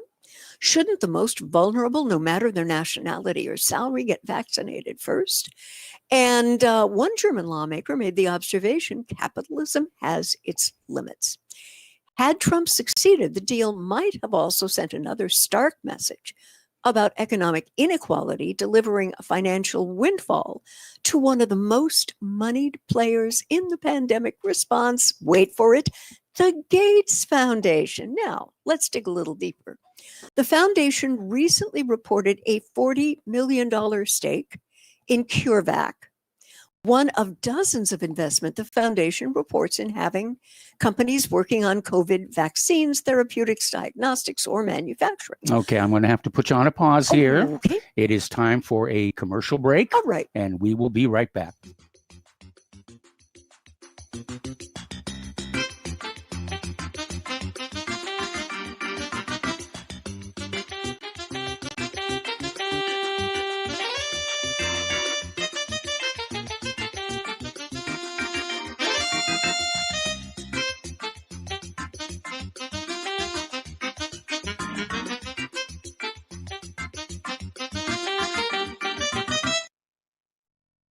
Corporate media dominates the American opinion. Finding independent voices that counter this avalanche is becoming increasingly difficult. With the endless corruption running rampant throughout our government, independent voices are needed more than ever to battle the offensive against our freedoms and liberties. As a listener of RBN, no one understands this concept better than you. Now it's up to you to do your part. The time has come for you to take action and begin broadcasting the truth to hundreds or thousands of people every month. Sound impossible? Quite the contrary. With pointed slogans from LibertyStickers.com, you can reach countless sleeping Americans unaware that they live in a real-life wonderland. LibertyStickers.com has a huge inventory of political bumper stickers and messages that reflect the truth about our government, our politicians, and the future of America. With so many in stock, there's one perfect for you. Visit us today at LibertyStickers.com. Again, that's LibertyStickers.com. Do your part. Your voice is important. Let it be heard.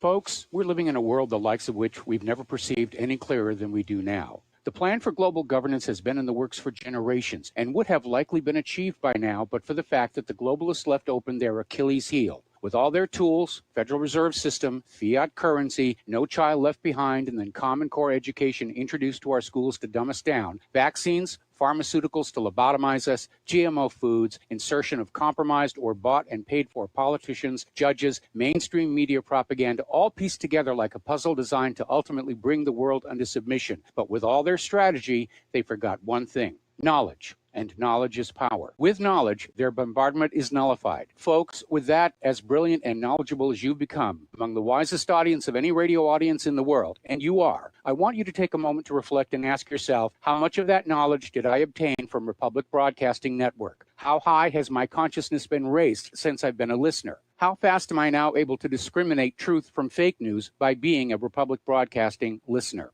How clear am I now able to see the world since I've been listening to RBN? Ask yourselves those questions, folks. Then ask yourself, what is that knowledge worth to me? Like my morning coffee, how would I survive without it? A voice of truth in a sea of lies. Do we not all need to make sure it survives? Like public broadcasting, we are now finding we can only survive with listener support. Censorship, advertisers being attacked, truth itself being attacked. It's the only way through this. We at Republic Broadcasting humbly ask you to become a supporter. Look at your budget and make a determination of what Republic Broadcasting is worth to you and what you can afford on a monthly basis. Go to republicbroadcasting.org and pledge 20, 30, 40, 50, if possible, 100 a month or more if it's affordable. Click the donate button and become a regular monthly donor. Assure both us and yourself that Republic Broadcasting truth will continue to flow like that morning coffee. The network thanks you. Corporations, Wall Street and the banks rule our politicians. They don't deserve our thanks, then they tell us the banks are too big to fail. Welcome back to our show here. We're talking with the lovely Lady Claire. We're talking about vaccines. And before I hand the mic back to Lady Claire, the old business model used to be that you sold medicines to people who were already sick, but that wasn't good enough. And in the last couple of decades, we've seen this push to sell medication to perfectly healthy people because there's more of them and you make a lot more money. So you were telling us about the financial tanglement between Bill Gates and the vaccine manufacturers. Right. And the Gates Foundation, as I previously mentioned, has a $40 million stake in CureVac. Now, according to the nation's analysis of the foundation's most recent tax return, their website, and various SEC filings, the foundation has also announced that it will leverage a portion of its $2.5 billion with a B strategic investment fund to advance its work on COVID. Now, these investments, they amount to more than $250 million, show that the world's most visible charity and one of the most influential voices in the pandemic response is in a position to potentially reap considerable financial gains from the COVID-19 pandemic. Now, it goes on to state that Gates' reported investment in CureVac alone may have already delivered tens of millions of dollars in shareholder value for the nonprofit Gates Foundation. Now, even though Trump's bid for CureVac failed, the company's stock skyrocketed 400%. That's Mike, that's it. That's intense. huge. Just 2 days after going public in August. And then the reality that the Gates Foundation had a financial stake in COVID-19, which Bill Gates does not quite appear to have publicly disclosed in dozens of recent media appearances, speak to broader criticisms about the lack of transparency in the foundation's increasingly central role in the pandemic. Well, Bill Gates has been pushing vaccines long before COVID showed up. Yes, I know. And I remember this quote where he wanted to say, we're going to use vaccines to control the world's population. Oh, yeah. Yeah. And do you remember the epicite, the corn? That wasn't a vaccine, though. Oh, but, right. But that was another part of the population control yes. that's out there. Yeah. And it was, it made the, help me remember, Mike. Well, the epicite gene was in corn. Yes. And humans who ate the corn could no longer reproduce. Right. And one of the things that has been done several times and has been exposed by doctors is vaccines are being used to basically trick the human female into viewing an embryo as an infection so that the body's own defenses reject it. So she miscarries. She miscarries. Oh, yeah. And they've been doing this all over brutal. Africa. That's just brutal. Yes, it is. Let's get back to COVID-19. There is a very senior vaccine policy advisor to Doctors Without Borders. Her name is Kate Elder. And she is asking a very serious question regarding the Gates Foundation. Who are they accountable to? They don't even have a governance structure that's clear. And it's basically do what Bill says. Yeah. Increasingly, I see less information coming from the Gates Foundation. They don't answer Doctors Without Borders questions. They don't make their technical staff available for discussions with us when we're trying to learn more about their technical strategy on COVID and how they're prioritizing certain things. And Gates' priorities in developing and distributing a COVID vaccine, Elder says, are increasingly the world's priorities as multilateral institutions like World Health Organization have essentially abandoned leadership to a group of public-private partnership where Gates provides the key funding. Now, I talked earlier about positioning oneself, and this is exactly what Bill Gates with this Bill and Melinda Gates Foundation has done. Well, you know, the little bit of embarrassment, speaking of the World Health Organization, they just recently finally admitted that the Gates-sponsored polio oral vaccine in Africa is actually causing polio. Causing paralysis. Yeah. And holy crud. You know, there, of course, this is not on the corporate media. Of course not. But it's another reason why we need to be very cautious about vaccines because the vaccine companies are immunized from civil litigation. Yes. They're held harmless. They're held harmless indemnified. and indemnified. Yeah.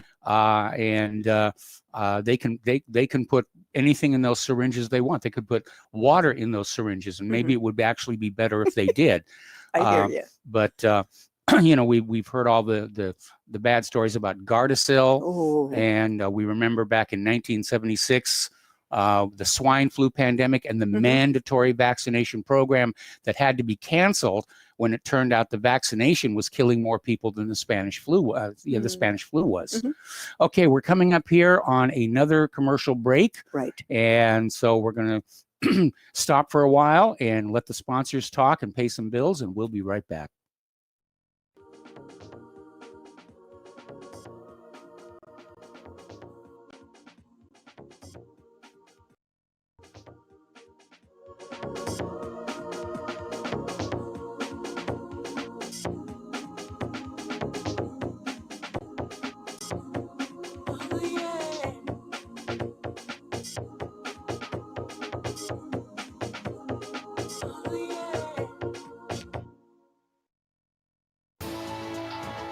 You are tuned in to the Republic Broadcasting Network. Visit our website by going to republicbroadcasting.org.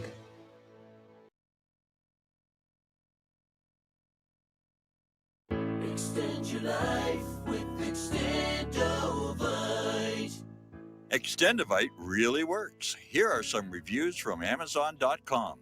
Amazon customer, 5 out of 5 stars. I'm quite happy about it. This product has relieved what appears to be an angina problem, pain in the chest after climbing stairs, and short on breath. I'm quite happy about it. Dr. Sam Surreal. Good product and ingredients. Kept my blood pressure normal after mild heart attack in 2015. Switched to plant-based diet, also to reverse atherosclerosis. John Bispicos, 5 out of 5 stars. Built up my immune system. To order, call 1-877-928-8822. That's 1-877-928-8822, or visit our website at heartdrop.com. Extend your life with Extendovite. Ladies and gentlemen, J.R. Moore here. We have a special promotion going on at Republic Broadcasting. This is a fundraiser for Republic Broadcasting involving the Energy Cleaner. Mail me a postcard. My address is at my website at thelibertyman.com. We pick a postcard every other Thursday. When your postcard is drawn out, you get to buy an Energy Cleaner for $215 instead of $285, $70 discount. $200 goes to Republic Broadcasting. You also get a 10% discount on my mattress pads. So get those postcards in, put your name, your telephone number, your email address on there, and when your postcard is drawn, you get to get an Energy Cleaner for $215 instead of $285. Mattress pads, 10% off. Help us out at Republic Broadcasting and help yourself to get an Energy Cleaner at a deep discount. It's a win-win situation for everybody. We hope you can get these postcards in soon. Thank you very much. Homeowners, if your lender has gone out of business or sold your transaction to another lender or servicer, you may be the victim of a wrongful foreclosure, resulting in the loss of your home. If you've already lost your home, are in foreclosure, or even in good standing, you can challenge the mortgage transaction's illegal issue, and your property can be restored to you, and your foreclosure can be stopped or reversed, and the mortgage transaction declared unenforceable. State laws, U.S. title codes, the Uniform Commercial Codes, and U.S. Supreme Court rulings have upheld that defective mortgage documentations can reverse or stop foreclosures and enforce property title claims in favor of the homeowner. We are having successes in stopping the process of foreclosure, the enforcement of the foreclosure judgments, the sale of property, and evictions after the sale. We are not attorneys, and we don't give legal advice. We are a professional team of legal researchers, providing forensic mortgage audits and expert witnesses. We have the knowledge to produce the evidence and enforce laws regarding your legal issues. We've been in business for 12 years without a complaint. Consultations are free, and we provide a free title search to confirm if your mortgage has legal defects. Please call 855-253-3748. 855, the number 2, keep it today.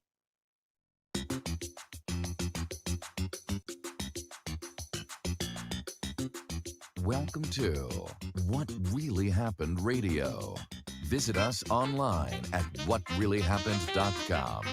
And now, set your eyes on the future and let's consider what really happened. And welcome back to our show here. And Lady Claire, please continue. Yeah, I was talking before the break about how Bill Gates has positioned his public-private partnerships where Gates provides the funding.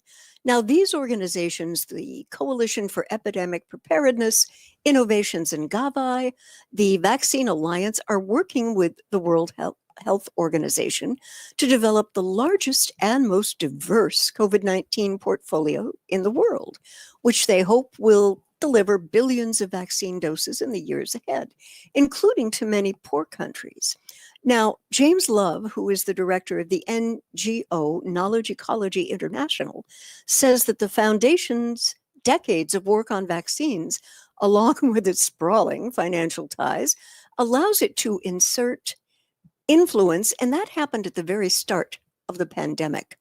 Now, he characterizes Gates as someone who had enough money and enough presence in the area for a long enough period of time to be positioned as the first mover and the most influential mover. So people relied on his people and institutions, Love says.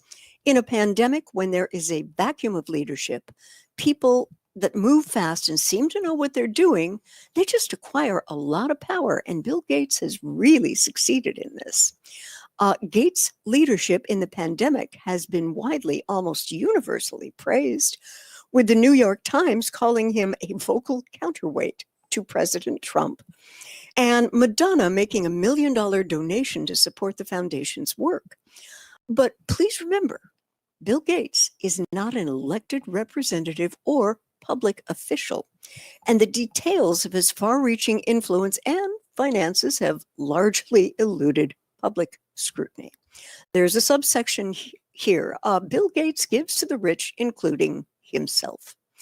And so you have an enormous amount of power that affects everyone around the globe, and there should be some level of accountability and transparency, Love says. People are not asking unreasonable things. It's a charity, okay? And we're asking, for example, can you explain what you're doing? Can you show us what these vaccine development contracts look like? Particularly since they're using the money to influence policies that involve our money. Now, apparently, the Gates Foundation has declined requests for interviews and did not respond to detailed questions sent by email, including about its investments in pharmaceutical companies working on COVID-19. Now, Love and other critics say a key role that Gates has played in the pandemic has been to evaluate and elevate the pharmaceutical industry, for example, pushing the University of Oxford to deliver its leading COVID-19 vaccine platform into the hands of Big Pharma. The resulting partnership with AstraZeneca had another effect, as Bloomberg and Kaiser Health News recently reported. Now, what it did was it changed the university's distribution model from an open license platform designed to make its vaccine freely available to any manufacturer to an exclusive license controlled by AstraZeneca. And if you don't see lots of dollars in the eyes of AstraZeneca right now, please go to your eye doctor. Gates had the leverage to push the university, Bloomberg reports, because the foundation is one of the founders and largest funders of the Coalition for Epidemic Preparedness Innovation, which in turn funds the University of Oxford's vaccine development to the tune of $384 million. That's now, guys, a lot of inducement. That's a lot of persuasion, a lot of green. Now, the Gates Foundation has also directly given hundreds of millions of dollars to the university through charitable grants for a variety of projects, including previous funding of the university's Jenner Institute, which is developing Oxford's COVID vaccine. Now, Oxford and AstraZeneca have made very public promises about foregoing profits and providing equitable access to their vaccine if it is successful, but neither organization are providing any details or documentation about this plan. Now, other companies have made similar humanitarian pledges, even when they have pursued a traditional business model based on exclusive licenses that critics say is designed to generate profits, guys, not promote equitable access. Jörg Schaber, the executive director of the German advocacy group Buko Pharmakampagne, sees the Gates Foundation as having an ideological investment in this business model, pointing to many of the foundation's senior staff who come from where? The pharmaceutical industry. Do you see how incestuous this all is? It definitely is. Including the president of Gates' Global Health Program. Now, other critics note that Gates Foundation's endowment could benefit from the foundation pushing COVID vaccine development toward exclusive licenses. Because if you change the way in which you regulate the industry or the ways in which you want medicines and vaccines to be delivered, says K.M. Gopakumar, legal advisor to the Third World Network, which is based in India, it's definitely going to affect these companies' business models and also the investments of Gates Foundation. So they are using their money to reinforce the status quo.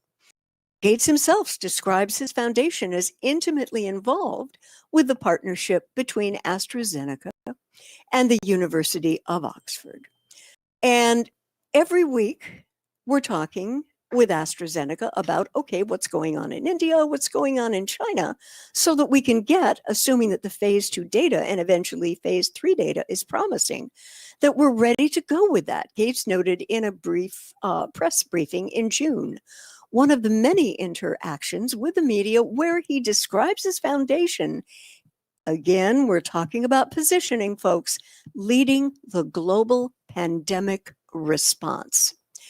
And he made the observation our foundation has a lot of vaccine expertise and deep relationships with the manufacturers. And so we've taken our staff and are now looking at each of these potential vaccine constructs and the data and making sure that for the ones that are the most promising, there is a plan to have multiple factories in Asia, multiple factories in the Americas, multiple factories in Europe. We understand which of these vaccines we can scale up the production for, and I'm hopeful that it will be at that large number because of the cooperation from the pharmaceutical companies saying, yes, you can use my factories to make someone else's vaccine. We're getting a very good response to that, and that's really unprecedented. Now, during these remarks, please remain aware.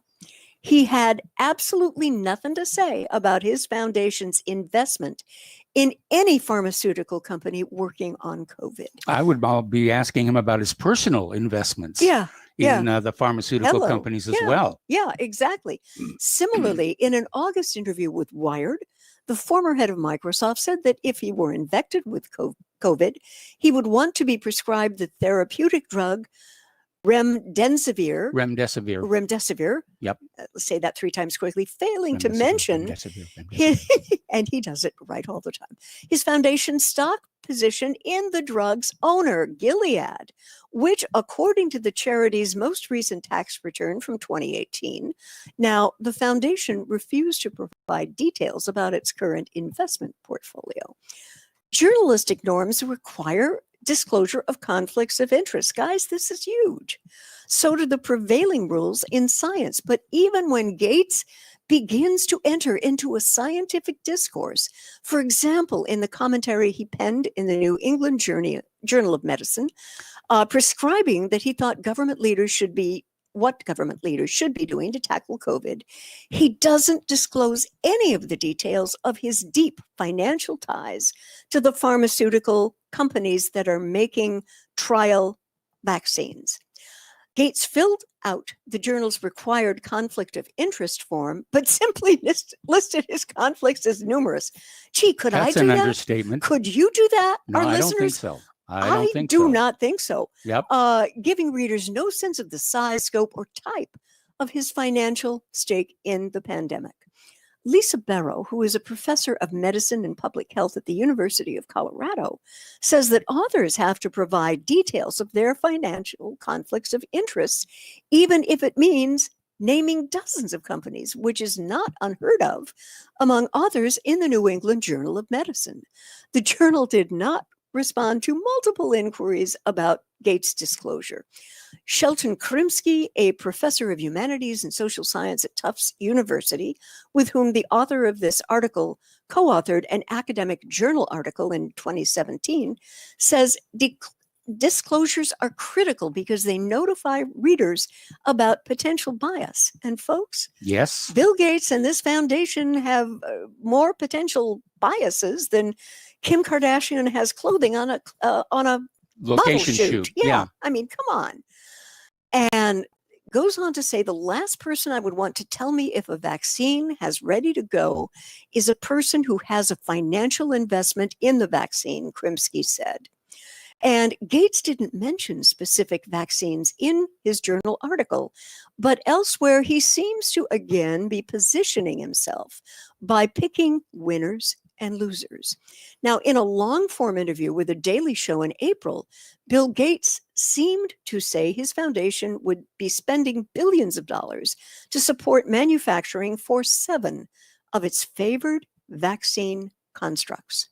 Now, the vaccine would not confirm this spending or provide the foundation would not, yes, okay, confirm any spelling or provide any details. If Gates followed disclosure rules, we would have had transparency not just around the Gates Foundation's $47 billion endowment, but also about where Bill and Melinda Gates' personal fortune is held. Gee willikers. Yeah. Now, according to Fortune's estimates, Bill Gates' private wealth is estimated at about 115 billion and has increased by more than 10 billion during the pandemic. It is unknown if the Gates family have personal investments in companies working on COVID. Now, as millions of Americans applied for unemployment benefits in recent months, Town and Country reported that Bill and Melinda Gates just purchased a $43 million mansion. Gee willikers. And according to Forbes, the Gateses have seen their personal net worth increase by more than 10 billion during COVID. In the same way that policymakers and journalists have called on Trump to release his tax forms, in part to understand if he may be financially benefiting from his presidency, Bill Gates' tax records and investment portfolio bear scrutiny because, again, of where this man has positioned his role in the pandemic, whose total cost to the global economy is trillions of dollars. Now, very interesting. Apparently, the nation's analysis of Gates' finances was in part based on the foundation's most recent IRS tax return from 2018. Now, as it stands, we won't be able to see all the current investments until late 2021, when the foundation releases its 2020 tax forms. The nation made multiple requests for up-to-date disclosures and tax forms from the foundation, from the Gates family, but there was absolutely no response. Now, public understanding of Gates' finances is also limited by the foundation's maze of inscrutable investments, like its $100 million stake in GTI-1 institutional investors. And get this, it's a private fund domiciled, wait for it, in the Cayman Islands, a jurisdiction renowned for its financial secrecy. The company in charge of the fund, Global Forest Partners, said the fund's specific holdings are not publicly disclosed. And while the Gates Foundation is a nonprofit organization, its endowment still generates billions in income, more money over the last 5 years than the foundation has given away in charitable grants. Now, if the pandemic does end up delivering a financial windfall to either Bill Gates or his foundation, it may just pale in comparison to the political boost he's received as now planet Earth's de facto vaccine czar. His widely launched role in the pandemic already appears to have helped institutionalize and normalize political power in other areas where the foundation works. Now, earlier this year, there was a chorus of praise for Gates' leadership on COVID. New York Governor Andrew Cuomo announced that he will lean on the Gates Foundation to help him reimagine the state's education policy. And again, getting back to Kate Elder, she says, who are they accountable to? They don't even have a governance structure that's clear. And this gal is an advisor to Doctors Without Borders. That's huge. And she also mentions, increasingly, I see less information coming from the Gates Foundation. They don't answer most of our questions and how they're prioritizing things. Okay. And pardon me. Yeah. So, Mike, when the vaccine comes out, I mean, I am a very small blip on the screen of my HMO. Yes. And what I'm probably going to do is, unless I get a screaming call from my doctor's office, which probably isn't going to happen because that particular practice is in transition and she's going off to teach family medicine. And I'm very delighted for her. She's just wonderful. But yeah, I think I'm going to wait. I am going to see what this is about. And I want to see about reports of vaccine injury, what these injuries are. And I am going to make my own decision about doing things. And there will probably be a point in time where the vaccine will be made safer. And I feel at 71 that I will go ahead and I'll want to take it. But yeah, you know, until then, I don't believe Americans should be mandated to take this. I absolutely agree there. Thoughts? Well, I absolutely agree with that. Mm-hmm. I think it should be up to everybody. And again, remembering the disaster of the last mandatory vaccine. Again, that it isn't just the Gates Foundation that operates without accountability. So do the vaccine manufacturers themselves. Yeah.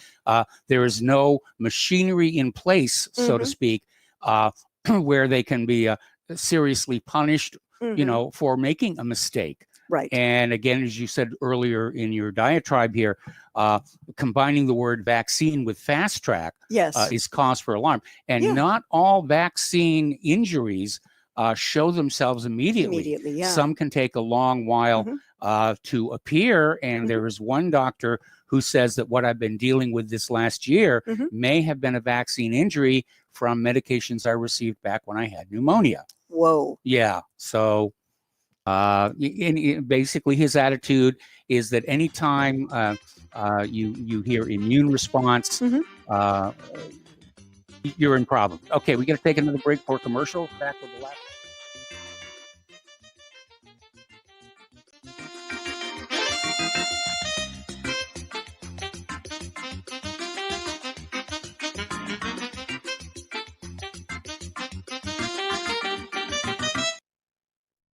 Is your property a financial burden and causing you grief? Have you tried to sell but can't find buyers? Or are you just too busy to sell your property? Don't worry, we have the right solution for you. We buy properties as is, with cash, close in 30 days, and pay all closing costs. Our service is ideal for property owners who are in pre-foreclosure, have high-end repair costs, experiencing financial hardship, going through costly divorces, are relocating, need cash for retirement, suffering family loss, or have tax liens. Whatever your situation may be, we can help you sell your property and get the money you need. If you own a single-family home or multiple family units, call us for a free consultation at 888-910-1037. That's 888-910-1037. Or visit our website at cashingproperty.com. That's cashingproperty.com. Sell your property fast and leave all your worries behind. Extend your life with Extendovite. Extendovite really works. Here are some reviews from Amazon.com. John Hess, 5 out of 5 stars. Awesome. Probably my only review, but at age 40, I was getting bad heartthrob and left arm pain, mainly before bed. I even stopped smoking and drinking sodas for a month, and that didn't work. After one day of taking Extendovite, it was gone and hasn't returned in 3 years. I've ordered Extendovite 13 times, so Amazon just said. Juliet Hordick. I've ordered this product before in liquid form. It is fantastic. My whole family's been on it. To order, call 1-877-928-8822. That's 1-877-928-8822, or visit our website at heartdrop.com. Extend your life with Extendovite. What would you say if I told you we have a new tool that will increase production and lower maintenance costs for your meat processing company? And it would pay for itself in just 6 weeks. When pigs fly! The new Ease Off Model Easy 4 replaces old spring-style carcass droppers and is faster, safer, and more reliable. The Ease Off lowers or lifts 1,000 pounds to or from your rail automatically using our remote control. Sounds expensive. Can I afford it? Can you afford not to try the Ease Off? It installs fast with just 3 bolts in place of your current dropper. The effortless operation will reduce fatigue and injuries, speed up your line, eliminate downtime, and increase profit. How can I order my Ease Off? Go to easeoff.com, EAZEOFF.com, and hurry, because we are offering $200 off on the new Easy 4 for a limited time. Easeoff.com. We make pigs fly. Cows, too. Ease Off LLC, Summersville, Missouri, 417-932-6419. If you got the money, honey, we got the bombs. We'll plant them anywhere you like and blow up anyone. Whip this world into a frenzy, killing babies, dads, and moms. If you got the money, honey, we got the bombs. And welcome back to our show. Last segment of our show today on this Thursday. I'm sorry, Friday the 13th. My mistake. That's right. We got tomorrow up. Yes. Quick little program announcement. Harley Schlanger will be on John Stadmiller's show immediately following this broadcast here. And we're going to take 2 more phone calls real quick. Scott in Nevada, welcome to the show. What's on your mind? I'll make it quick. Claire just mentioned not taking the vaccine until it's demonstrated as safe. So let's just say that she doesn't take the vaccine for a while. and none of them are certified safe, by the way. But yes. what if you can't travel? What if you can't travel outside your county or your region? Now you have a constitutional right being impacted. But the whole thing about this stuff, I called you up months ago about this, Michael. No vaccine has been certified safe. So if it's not certified safe, it's experimental. If it's experimental, the Nuremberg protocols apply, informed consent, but Nuremberg Code does not apply in the United States. You can't enforce it at U.S. courts. But yes, they took the principles of the Nuremberg Code, and you'll find them at Title 45, Section 46.116, informed consent, as regards experimental medicine. Yes. But, the lawsuits, if they ever do anything like this, the lawsuits, as Eric Holder would say, will be fast and furious. Okay, yes. That's all I got. All right. Thanks an awful lot. We're going to switch over to Doc in Illinois. Hello, Doc. Welcome to the show. What's on your mind?